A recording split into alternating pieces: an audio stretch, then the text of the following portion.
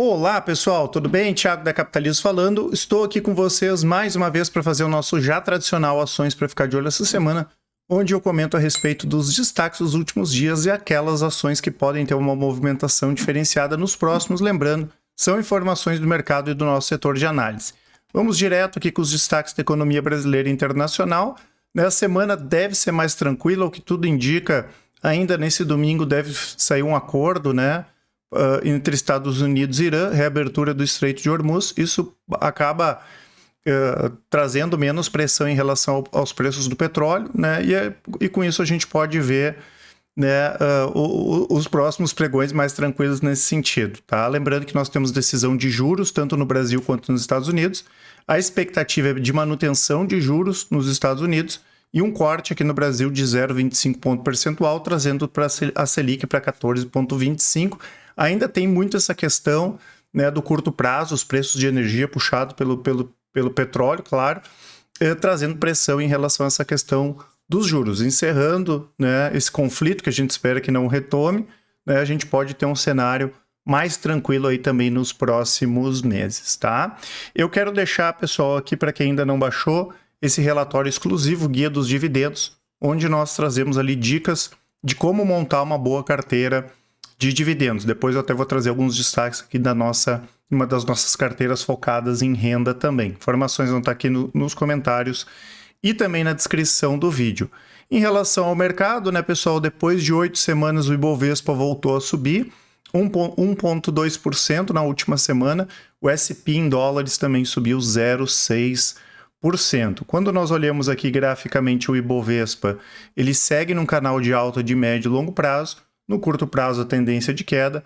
Vamos ver se o Ibovespa faz um fundo nessa casa dos 171, 170 mil pontos, ou se encosta lá na casa dos 160 mil pontos. Já o IVVB aqui, que é o S&P em reais, a gente pode dizer assim, né, ele está ali nas máximas, não conseguiu romper, até porque, apesar da alta da Bolsa Americana, nós temos a queda aqui do dólar, né?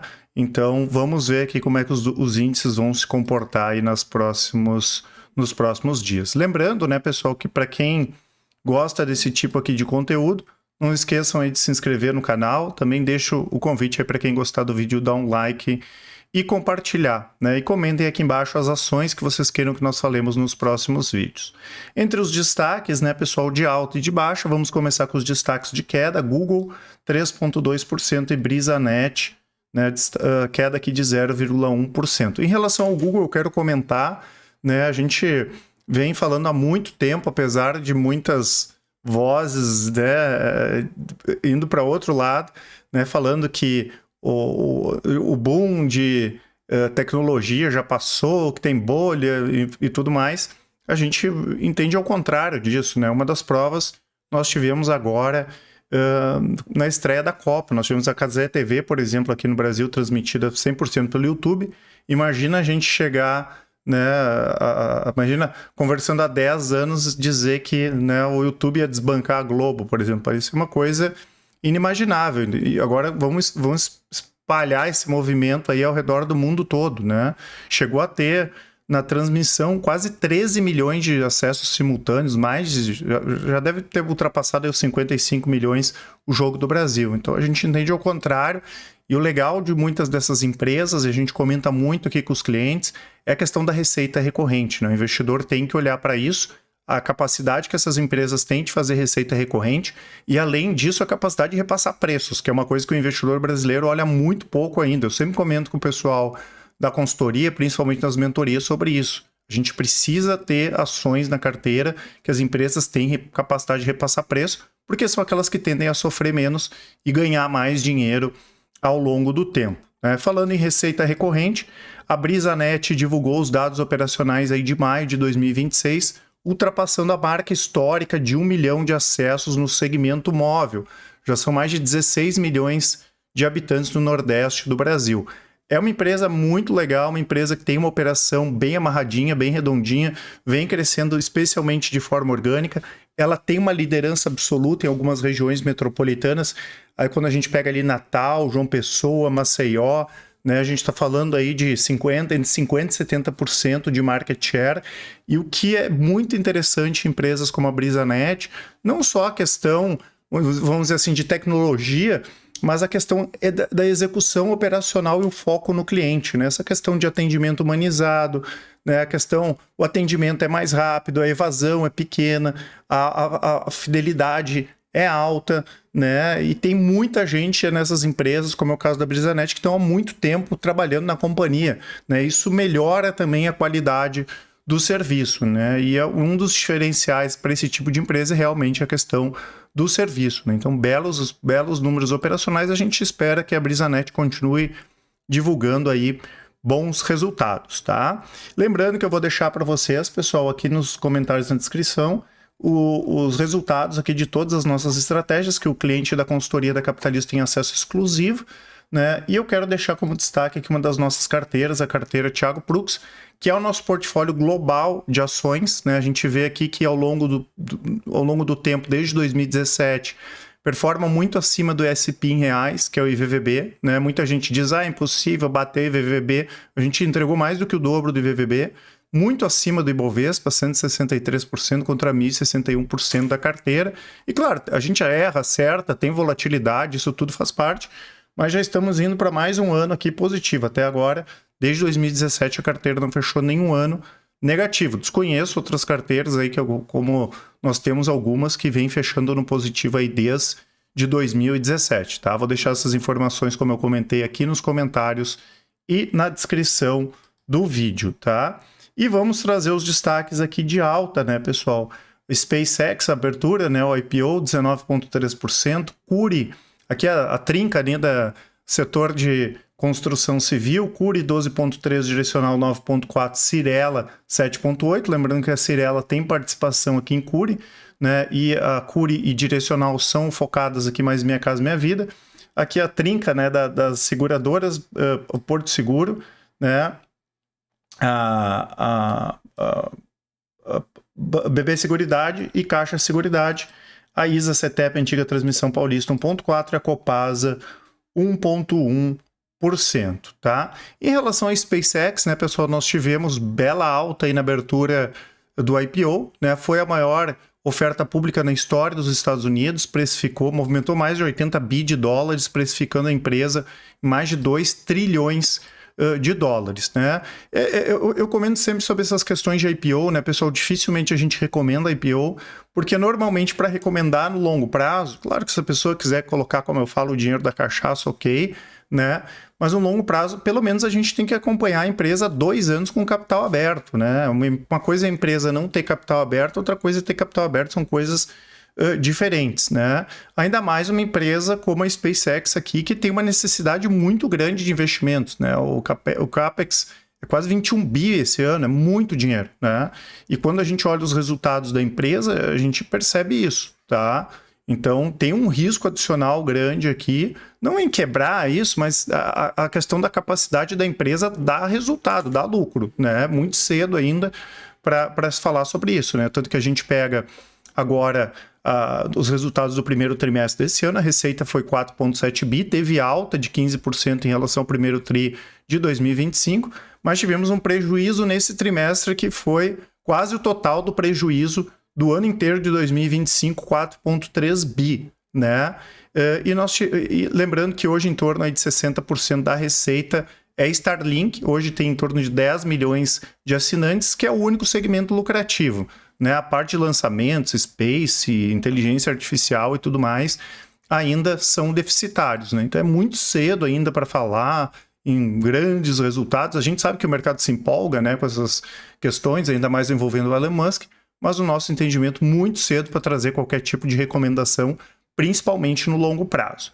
Tivemos também uma boa recuperação aí das construtoras, né? É claro que a questão, né, né, o juro futuro caiu um pouco, isso acaba abrindo espaço, né, no curto prazo, ainda mais que as ações vinham caindo, né? Muito cedo ainda para falar que a gente vai ter grandes quedas aqui de juros, mas principalmente o segmento Minha Casa Minha Vida, que é onde atua Cury e Direcional, né, que não é tão dependente assim de juros, né? E o programa deve ser reforçado, de qualquer forma já foi, deve continuar sendo reforçado, né? Qualquer alívio de juros aí acaba sendo interessante, lembrando que a Cyrela também anunciou aí recompra de ações, né? 2% do total das ações, que é positivo à medida que diminui a quantidade de ações no mercado inclusive ela anunciou cancelamento de algumas ações que estavam em tesouraria. Isso diminui a quantidade de ações, aumenta a participação do investidor e também o pagamento de dividendos. A Cyrela é uma das mais tradicionais aí do mercado e operacionalmente a Cury, né, que tem a participação da Cyrela, e Direcional são empresas muito boas aí no segmento Minha Casa Minha Vida, tá? Nós vimos aqui também uma recuperação das seguradoras, né, pessoal? Eu sei que muita gente estava comentando, né? Poxa, Thiago, mas o juro pode cair. A gente não fica tão preocupado com essas questões de curto prazo, né, pessoal? Que senão o investidor ele se engana que ele pode ficar movimentando a carteira dele. O juro vai subir, vou me movimentar para esse lado. O juro vai cair, eu vou para aquele lado. E na prática isso não funciona. É o que eu sempre comento. A coisa mais arriscada que tem na bolsa é quando ela tem lógica, porque daí o investidor se movimenta, porque tem lógica. Mas o juro vai cair, por que eu vou ter seguradora que tem o benefício de colocar o valor do prêmio lá no mercado financeiro e vai ter ganho financeiro com isso? Mas na prática não é assim, né, pessoal? A gente tem que pensar em ter empresas que consigam ganhar dinheiro independentemente do cenário. As seguradoras conseguem, né? A gente vê que quando o juro está mais alto, elas têm um ganho financeiro maior, o juro está mais baixo, elas têm um ganho financeiro menor, porém, elas têm um operacional melhor, né? E outra coisa, né? A tendência no Brasil não é ter juro baixo sempre, tá? Então, favorece, né? Historicamente, o Brasil favorece as operações de seguradora. E na taxa de juros atual, as empresas estão ganhando bastante dinheiro, né? Nessa questão financeira, e operacionalmente a gente não viu nada ruim ainda, né? Porque normalmente a economia começa a piorar um pouco mais e as pessoas podem comprar menos seguros, menos previdência e tudo mais, mas isso ainda não aconteceu. Então, a gente vê o operacional forte, as vendas fortes e também vê a questão do juro beneficiando os resultados, tanto de BB Seguridade, Caixa Seguridade, quanto de Porto Seguro. Lembrando que Porto Seguro tem a questão que é o alto, né, pessoal? Que é mais complexo, né, do que as atividades de BB Seguridade e Caixa Seguridade. A Porto Seguro vem fazendo um trabalho também para diminuir a dependência do alto, né? Vem funcionando, mas ainda depende muito desse segmento, que é muito complexo, tem muita falcatrua, é bem complicado, né? Mas a Porto Seguro vem conseguindo desempenhar bons resultados, tem tido bons anos aí já há bastante tempo, né? E também é uma boa pagadora de dividendos. Em relação à ISA, né, pessoal, apesar de já esperado, nós tivemos uma notícia aqui muito positiva, né, que ela obteve o termo de liberação definitivo para o bloco 3 do projeto Piraquê, né, que eles vão entregar 16 meses antes do prazo limite estabelecido pela Enel. Então, uma notícia muito boa, incorpora aqui uma RAP, já pensando em 2025, 2026, né, a receita anual permitida de quase 350 milhões de reais, né? A ISA tem feito bem essa questão, né? Porque essas empresas elas têm essa receita anual permitida que vai diminuindo com o passar do tempo e ela precisa fazer novos investimentos para, né, voltar a ter mais receita. E a ISA, se a gente compara com a Taesa, por exemplo, se antecipou melhor em relação a esse movimento aí desses últimos projetos que eles vêm ganhando aí há 2-3 anos para cá, né? Como foi esse aqui de Piraquê, né? E também no embalo aí das boas notícias, né, pessoal, nós tivemos alguns ruídos, né, em função da questão da privatização aí da Copasa, né? Ficou um pouco enroladinho, mas depois o negócio voltou aqui para os trilhos.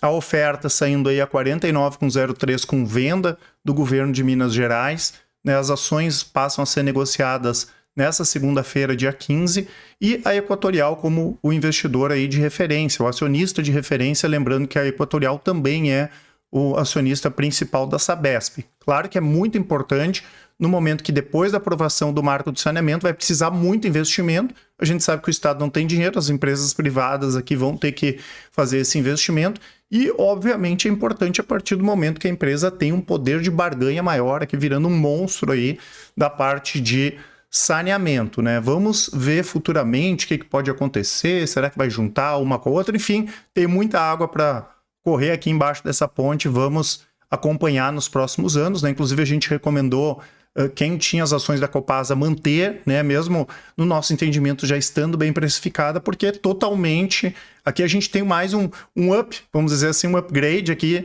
né? Em relação a essa questão da Equatorial, junto com a Sabesp, aí seriam os acionistas de referência da Copasa, tá certo? Lembrando que eu vou deixar para vocês também, pessoal, Aqui informações a respeito da Capitalizo Consultoria, né? Quem quiser ter as melhores recomendações do mercado da nossa casa de análise em conjunto com atendimento, um atendimento mais próximo, sem conflito de interesse, já que a Capitalizo é 100% independente, vocês podem preencher esse formulário que vai estar aqui na descrição e nos comentários. E também, né, pessoal, vocês podem clicar no WhatsApp ali, nos chamar, que a gente explica como funciona o nosso serviço de consultoria, inclusive agenda um bate-papo virtual aí com vocês, tá certo? Um grande abraço, uma ótima semana e ótimos investimentos. Até mais!